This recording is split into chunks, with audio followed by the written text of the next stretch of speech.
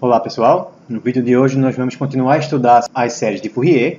Esse vídeo vai ser basicamente a ponte entre as duas partes desse assunto. Até aqui a gente se preocupou somente em determinar quais que são as séries de Fourier das funções que a gente analisou.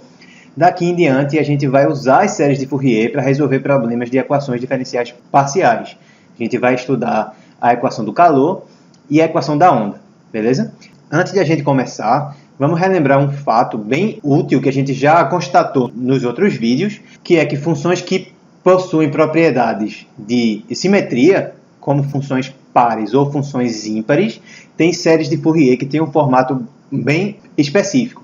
A série de Fourier de uma função f, que seja periódica e que tenha período igual a 2L, é dada por A0 sobre 2, mais somatório de n igual a 1 até infinito de AN, cosseno de npx sobre L, mais Bn seno de npx sobre L. Além disso, a gente sabe que A0 pode ser calculado pela fórmula 1 sobre L vezes a integral de menos L a L de f de x dx. AN é dado por 1 sobre L vezes a integral de menos L a L de f de x cosseno de npx sobre L dx. E Bn, por sua vez, é dado por 1 sobre L vezes a integral de menos L a L de f de x seno de npx sobre L dx. Aí, se f for uma função par, por acaso, aí o que é que vai acontecer? Vamos analisar aqui. F de x é par, então a integral de menos L a L vai poder ser calculada olhando somente para a integral de 0 até L e multiplicando por 2 aqui na frente. Portanto, a 0 iria ficar igual a 2 sobre L vezes a integral de 0 até L de f de x dx. Ainda, se f é par, quando a gente multiplica uma função par por outra função par, que é o caso do cosseno de npx sobre L, é uma função par, o produto de funções pares também é uma função par. Então, o AN também pode ser calculado do mesmo jeito. Ao invés de olhar para a integral de menos L a L, a gente olha para a integral de 0 até L e multiplica por 2. Certo? Então, AN vai ser igual a 2 sobre L integral de 0 a L de f de x cosseno de npx sobre L dx. E, finalmente, como seno de npx sobre L é uma função ímpar, quando a gente multiplica uma função par, no caso a f de x, por uma função ímpar, o resultado vai ser uma função ímpar, e a integral de menos L a L de uma função ímpar é sempre igual a 0. Então, o Bn vai ser 0 quando a f for uma função par. Desse modo, o que é que a gente está vendo? Ó? O Bn vai ser 0, então não vai ter essa parte aqui. A série de Fourier de uma função par é uma série em cossenos. Da mesma forma, se agora f for uma função ímpar, aí o que é que vai acontecer?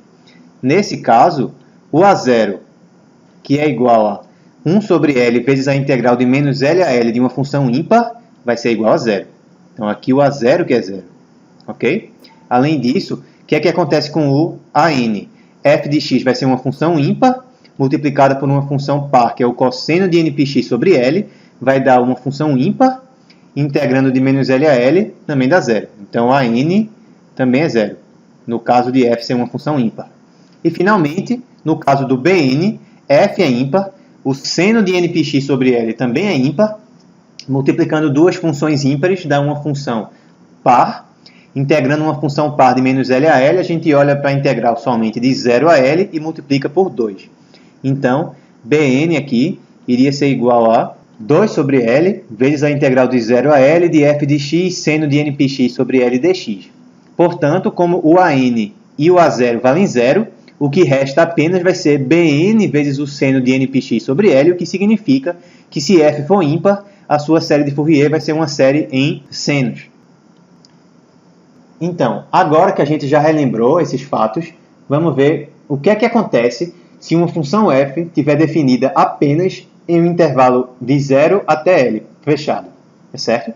Como que a gente faria para determinar quem é a série de Fourier de f? Bem, pelo que a gente viu, não tem saída aqui, né? Por quê? Para determinar quem é a série de Fourier, f tem que ser uma função periódica. Então, f tem que ser definida em todos os reais, para que ela possa ser periódica. Se ela está definida apenas de 0 até L, não tem como ela ser periódica. Então, a gente vai ter que forçar com que ela fique periódica. Como que a gente vai fazer isso? Nos exemplos que a gente resolveu até aqui, o que acontecia em geral era a fórmula que a função vinha, f de x, valia somente em um intervalo que ia de menos L até L, tá certo?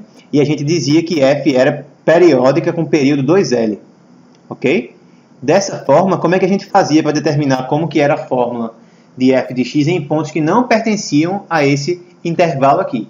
Bem, basicamente, como a gente viu nos esboços dos gráficos nos últimos vídeos, a gente desenhava o gráfico nesse intervalo e depois repetia esse desenho do gráfico ao longo de outros períodos, completando o desenho da função inteira ao longo de toda a reta. Então, a primeira coisa que a gente precisa fazer aqui é fazer com que a definição de f passe do intervalo de 0 até L para o intervalo de menos L até L, tá certo? De modo que a gente mantenha a mesma fórmula que ela tinha nesse intervalo aqui. A gente está ampliando o domínio da função.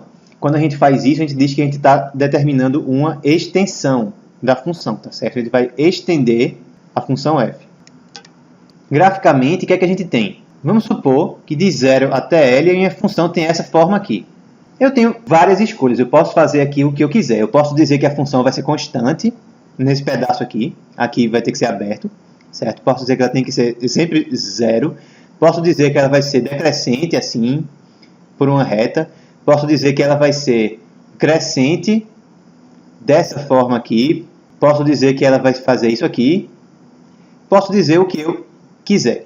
Cada uma dessas formas aqui que a gente pode definir é uma extensão diferente de f. Todas elas têm a mesma forma nesse pedaço daqui. O que está variando é a forma como a gente está ampliando o domínio da função f, tá certo? A gente está com uma função que agora é um pouco maior do que f, está definida em um intervalo maior, certo? Existem duas maneiras principais de se estender uma função: a extensão par e a extensão ímpar. No caso da extensão par, como é que vai ficar? Se esse aqui é o gráfico da função f de 0 até L, e f é uma função par, a gente sabe que funções pares têm simetria em relação ao eixo y. A gente vai ter que definir o gráfico de f aqui como se o eixo y fosse um espelho. Tudo que está aqui está desenhado igual do lado de cá. Se a gente amplia ela assim, tá certo? A gente está tendo uma extensão da função f, porque antes a função f só estava definida nesse intervalo aqui, e agora a gente ampliou o domínio. A gente disse agora, a gente impôs que a função f está definida de menos L a L. Beleza? Qual que é a vantagem de a gente definir a função de menos L a L por uma função par? Que se agora a gente diz que ela é periódica com período 2L, a gente pode determinar quem é a série de Fourier da extensão par e periódica da função f, e mais, como a gente viu no começo do vídeo, a série de Fourier da extensão par vai ser uma série de cossenos. Então, extensão par vai dar uma série de cossenos. Da mesma forma, se a extensão for ímpar, o que é que vai acontecer?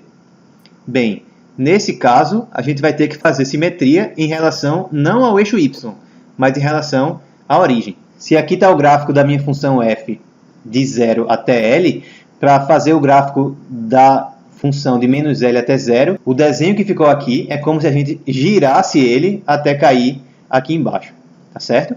Isso que é simetria em relação à origem.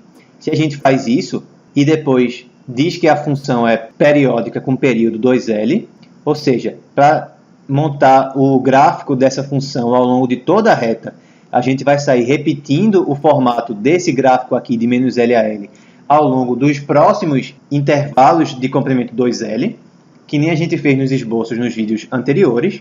Aí a gente teria a função que é a extensão ímpar e periódica da função f.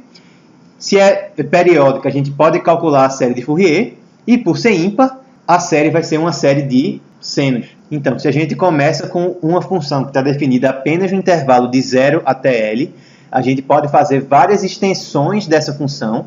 Basta dizer como que ela vai se comportar de menos L até 0 e impor que o período da função vai ter que ser 2L agora, e é só a gente sair repetindo o gráfico que a função tem de menos L a L ao longo de outros intervalos de comprimento 2L. As extensões mais importantes que a gente pode fazer são as extensões pares e ímpares. Se a extensão for par e for periódica de período 2L, a gente vai gerar uma série de Fourier de cossenos. Se a gente fizer, por outro lado, uma extensão ímpar e periódica de período 2L, aí a gente vai ter uma série de senos, tá certo?